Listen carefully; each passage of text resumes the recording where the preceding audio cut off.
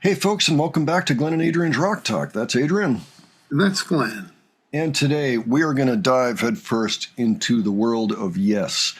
True, we have done some reactions before of Yes, but they have been live songs, and we thought it was time to actually look at some of the music in the studio. And actually, it turns out, Adrian, you mentioned the other day that you've never heard the Close to the Edge album. And I haven't. Which is actually great news. You know, obviously you have a deep respect for Yes, and you've seen them, and but I'm assuming most of what you knew about them was those previous two albums, Fragile and the Yes album. Is that about right? I'd say so, yeah. This is one of their primo albums, probably the last true absolute masterpiece. However, I mean, they still made some great albums. But if you talk to people about Yes's, golden era, Close to the Edge is maybe even the top album on some people's list that they ever made. Now, there's only 3 songs on this thing. There's Close to the Edge, there's And You and I, and there's Siberian Khatru, which that one, we actually looked at a live version. So you may know that one, but the other 2 sound like they're brand new to you. So we are going to go one song at a time, make a video for each one. And I'm going to start with Close to the Edge today, which is an 18-minute piece. It was one of those that I think might have been the one that eventually drove Bill Bruford out of the band. You can see there with the, there he is. He left for King Crimson after this was done, starting with Lark's Tongue and Aspic and doing actually the next 6 albums or something. Going into the 80s. This thing was intense to make, is what they all said. Close to the Edge is actually how Bill Bruford was describing the band. And so, reportedly, that's how they got the name and then created the song. The album came out in 1972. It was actually their 5th studio album altogether. If you were to ask me, it's the 3rd straight Stone Cold classic. So it made it to number 3 in the US, where it sold 1 million copies, and number 4 in the UK. And it's gotten widespread critical acclaim. So with all that, what I'm going to do for our viewers after we watch is put up the lyrics. In fact, maybe we'll have lyrics up here. But it so happens I have an old record here. I'm pretty sure I bought this used, by the way. Fantastic Inner by Roger Dean. But the nice thing, I've actually got a second copy of this, and this is up on my wall. Like right over there, so I see it all the time. So, Adrian, any thoughts or comments ahead before we begin? I'm just wondering what this is going to sound like. Yeah, okay.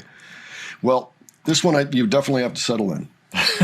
Now, we can talk during it a little bit. There's going to be a lot of instrumental areas, and some of it's quiet, so I may try to sneak in some comments here and there without overpowering the music or changing the experience for anybody. Okay. All right. So with that, why don't we go ahead and take a look? All right. It's going to be quiet at first.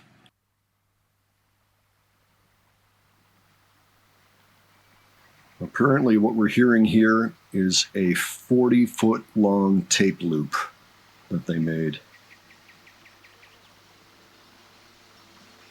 40-foot long, you said? Yeah. They probably had a couple of them standing around the studio with a pencil with the tape going around it so it would go back to the machine.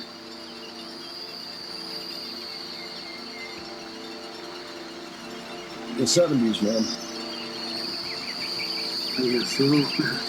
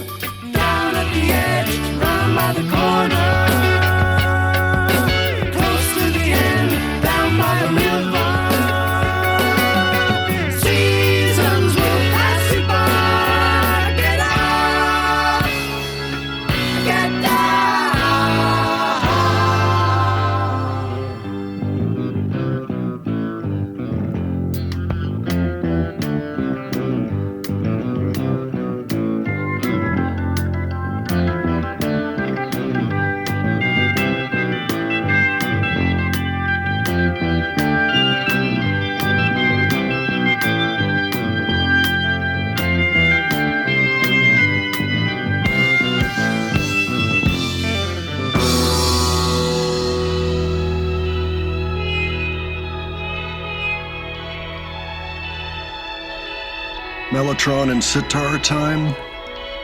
Yeah.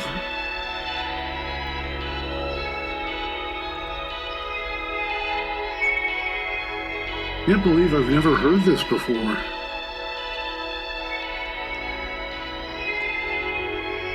It's an incredible piece of music. Oh, yeah.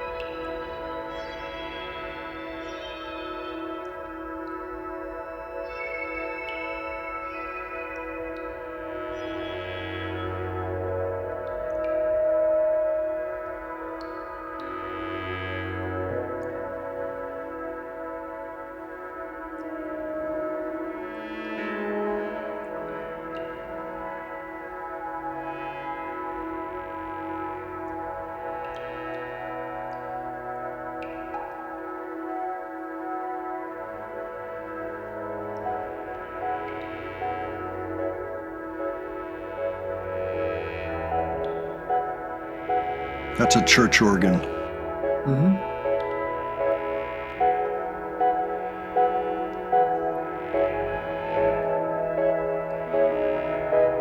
In her white lace, you could clearly see the ladies hardly looking, saying that she'd take the blame for the crucifixion of her own kind.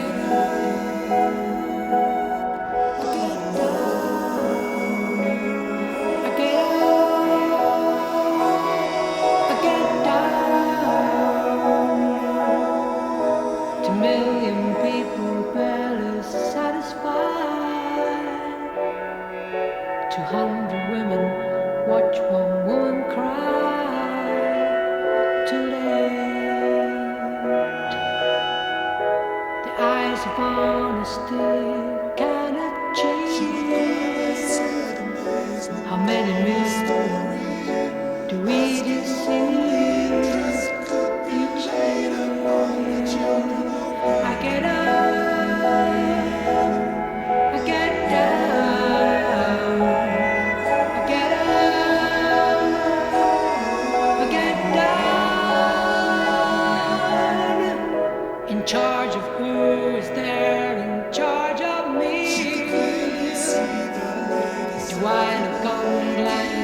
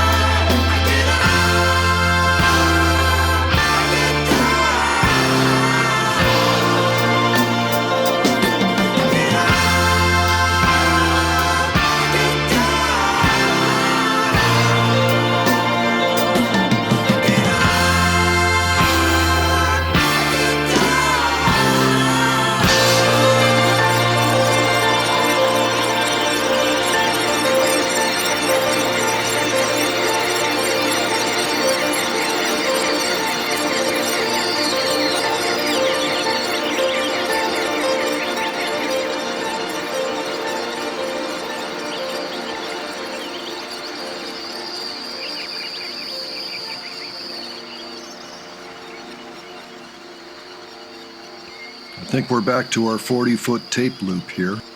Already? We're going to let it play. It's got about 20 seconds, I think so. All right.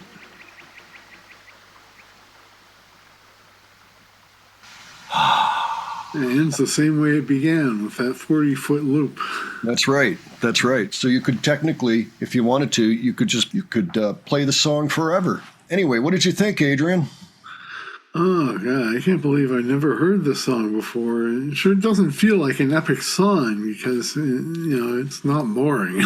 That's No. for sure. There's plenty of ideas in there. Not only a lot of keyboards, but, plenty of vocal tracks. I thought the cathedral organ was that was a nice touch. Yeah, for sure. That was amazing.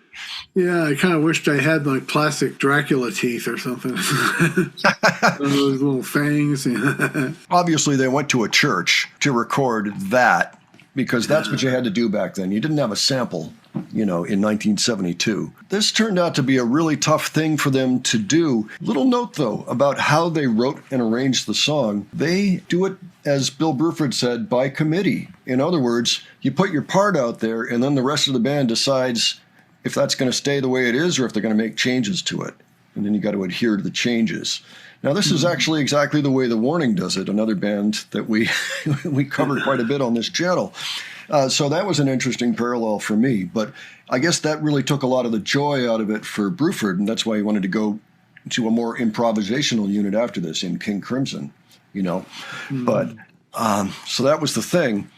And apparently this came out of two songs, one by John Anderson and one by Steve Howe, one being the I Get Up, I Get Down. Anderson had gained inspiration from a moment in his hotel room during the Fragile tour where he was reading The Lord of the Rings while listening to Sibelius Symphonies No. 6 and 7. The seventh struck Anderson the most as he noticed that its main theme was introduced sometime into the composition, which influenced how Close to the Edge was shaped. There's a whole bunch of info about this particular song, but did you want to go over the words, Adrian, or anything like that? I forgot to look at the lyrics, like the first verse and the first chorus. Well, let's take a look right now. I was just getting into the music. The music is just wonderful. Yeah, that's one of their best pieces for sure. Yeah. That might be their best piece to some people's ears. So these are John Anderson, most part, a seasoned witch could call you from the depths of your disgrace and rearrange your liver to the solid mental grace. Now, Anderson, sometimes his lyrics take a little bit of time to figure out if they're even figure-outable. Like I don't know about the chair that really suits you yet, which came from Heart of the Sunrise. I don't know what mountains standing there. I think some of that was actually influenced by LSD. I don't know if that's the case in this particular song. I mean, he's also a wonderful lyricist anyway. But so rearrange your liver to the solid mental grace. It's even deeper than Pete Sinfield for me. I can't figure that. Yeah. And achieve it all with music that came quickly from afar. Then taste the fruit of man, recorded, losing all against the hour. I wonder if that's a comment on the recording process. And assessing points to nowhere, leading every single one. A dewdrop can exalt us like the music of the sun, and take away the plane in which we move and choose the course you're running. Really, the thing about it is that there's some incredible imagery in here. And, down here, in her white lace, you could clearly see the lady sadly looking, saying she'd take the blame for the crucifixion of her domain. I'm just amazed at what I just heard. Yeah. I can't believe I've never heard that before. How did that escape my attention? I don't get it. It happens, man. It does. It happens. Yeah, it's an amazing piece of music. It's several pieces stitched together, just the way Genesis used to do it. This was dropped at the same time, the same year that Foxtrot came out with Supper's Ready, and it's the year after Tarkus by ELP. So it's the time period where we're getting these long pieces of music. This one is glorious. Some, I think, would even argue this is the best prog rock piece that came out of the entire prog era. And I'm not sure that I would argue against that. I'm still just blown away. I haven't processed it yet. We're going to come back to this album. Of course, we're going to finish it up. And maybe at the end we can have a discussion about the whole thing. So I have heard this piece before. It's been a while since I just sat down and listened to it. So that was really a joy. And what a work, just putting that thing together. Like I say, I mean, maybe the band as it was did not quite survive the experience, but you can't argue with the results. We will be returning very shortly to this album. Folks, why don't you let us know what you think of this track and where you would put it in the prog rock era? Where would you rank it? Where would you rank it in Yes's work? Any of that stuff. Did you ever see him play it? That would be interesting to know. By the way, this is a year or so after Wakeman was playing with David Bowie. So he must have really enjoyed having the space to do whatever he wanted and surround himself with keyboards like that, have the cape and everything. And if you have other suggestions, leave those below as well. And if you enjoyed this video, please give it a like. And if you enjoyed our presentation, please subscribe. All right. Thanks so much for joining us, and we'll catch you on the next one. All right. Take care, folks. See you all later.